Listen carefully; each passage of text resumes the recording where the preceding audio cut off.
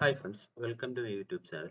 അപ്പോൾ ഇന്നത്തെ വീഡിയോയിൽ നമ്മൾ ഓട്ടോകാഡിലെ തന്നെ മറ്റൊരു കമാൻഡ് ആയിട്ടുള്ള സർക്കിൾ എന്ന് പറഞ്ഞൊരു ഫിഗറിനെ പറ്റിയുള്ള കാര്യങ്ങളാണ് പറയുന്നത്. അപ്പോൾ നമുക്ക് എല്ലാവർക്കും അറിയാം, സർക്കിൾ എന്ന് പറയുന്നത് ഒരു ഫിക്സഡ് പോയിന്റ്, അതായത് സെന്റർ എന്ന് പറഞ്ഞൊരു പോയിന്റിൽ നിന്ന് ഇക്യു ഡിസ്റ്റന്റ് ആയിട്ടുള്ള, അതായത് ഈക്വൽ ഡിസ്റ്റൻസിൽ കിടക്കുന്ന കുറേ പോയിന്റുകളെ ജോയിൻ ചെയ്യുമ്പോഴാണ് നമുക്ക് സർക്കിൾ എന്ന് പറഞ്ഞൊരു ജിയോമെട്രി കിട്ടുന്നത്. അപ്പോൾ ഇതിനകത്ത് സർക്കിളിന്റെ കേസ് വരുമ്പോൾ മെയിൻ ആയിട്ട് വരുന്ന കുറച്ച് കാര്യങ്ങളുണ്ട്. അതായത് ഒരു ഫിക്സഡ് പോയിന്റ് വേണം. ആ ഫിക്സഡ് പോയിന്റ് എന്ന് പറയുന്നത് നമ്മൾ സർക്കിളിന്റെ സെന്റർ എന്ന് പറയും. ഓക്കെ. അപ്പോൾ നമ്മൾ വേണ്ടി ഇവിടുത്തെ കേസ് ഇപ്പോൾ ഈ സർക്കിൾ സെലക്ട് ചെയ്യുകയാണെങ്കിൽ സെലക്ട് ചെയ്യുന്ന സമയത്ത് നമുക്കിവിടെ ഇതാണ്ട് ഇങ്ങനൊരു പോയിന്റ് കാണിക്കുന്നുണ്ട്. ഇതാണ് ഈ പറഞ്ഞ സർക്കിളിന്റെ സെന്റർ എന്ന് പറയുന്നത്. ഈ നടുക്ക് കാണുന്ന ഈ ഒരു പോയിന്റ്. ആ പോയിന്റിൽ നിന്ന് ഈക്വൽ ഡിസ്റ്റൻസിൽ വരുന്ന കുറേ സെറ്റ് ഓഫ് പോയിന്റ്സിനെ ജോയിൻ ചെയ്യും. അതായത് ഇപ്പം ഇവിടെ നിന്ന് തൊട്ട് ഇവിടെ വരെയുള്ള ഡിസ്റ്റൻസ് എന്ന് പറയുന്നത് എപ്പോഴും ഏത് പോയിന്റ് ആയിട്ട് നമ്മൾ നോക്കിയാലും സെയിം ആയിരിക്കും. അപ്പൊ ആ ഒരു പർട്ടിക്കുലർ ഡിസ്റ്റൻസ് ഉണ്ടല്ലോ, ആ ഡിസ്റ്റൻസിനെയാണ് നമ്മൾ റേഡിയസ് എന്ന് പറയുന്നത്. അതായത് ഇപ്പൊ ഒരു ലൈൻ എടുത്തിട്ട് ഇപ്പം ഈ ഒരു സെന്റർ തൊട്ട് ഈ സർക്കിളിന്റെ സർക്കംഫറൻസിലുള്ള സർക്കംഫറൻസ് എന്ന് പറഞ്ഞാൽ ഈ ഒരു സർക്കിളായിട്ട് നമ്മൾ കാണുന്ന അതിന്റെ ഏതൊരു പോയിന്റുമായിട്ട് നമ്മൾ എടുത്തു നോക്കിയാലും കിട്ടുന്ന ഡിസ്റ്റൻസിനെയാണ് നമ്മൾ റേഡിയസ് എന്ന് പറയുന്നത്. ഓക്കെ. സെന്റർ തൊട്ട് ഇവിടെ വരെയുള്ള ഡിസ്റ്റൻസ് ആണ് റേഡിയസ് എന്ന് പറയുന്നത്.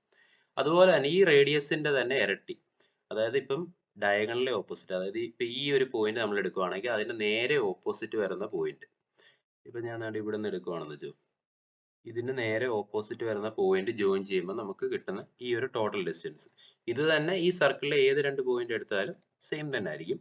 അപ്പൊ ആ ഒരു ഡിസ്റ്റൻസിന് നമ്മൾ പറയുന്ന പേരാണ് ഡയമീറ്റർ എന്ന് പറയുന്നത്. അപ്പൊ ഈ ഡയമീറ്ററും റേഡിയസും തമ്മിലുള്ള റിലേഷൻ എന്ന് വെച്ചാൽ റേഡിയസ് ഇപ്പം കിട്ടുന്ന റേഡിയസിന്റെ ഇരട്ടി ആയിരിക്കും എപ്പോഴും ഡയമീറ്റർ എന്ന് പറയുന്നത്.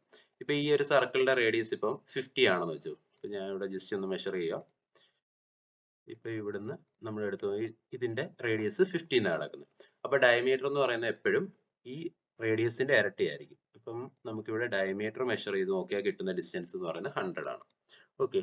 അപ്പൊ ഇത് നമ്മൾ ഏത് രണ്ട് പോയിന്റ് നോക്കിയാലും സെയിം വാല്യൂ തന്നെ ആയിരിക്കും വരുന്നത്. അപ്പൊ സർക്കിളിൽ നമുക്ക് മെയിൻ ആയിട്ട് വേണ്ട പോയിന്റ്സുകളാണ് സെന്റർ, റേഡിയസ്, ഡയമീറ്റർ. പിന്നെ അതുപോലെ തന്നെ വേറൊരു പോർഷനും കൂടെ നമുക്ക് ഇവിടെ വരും.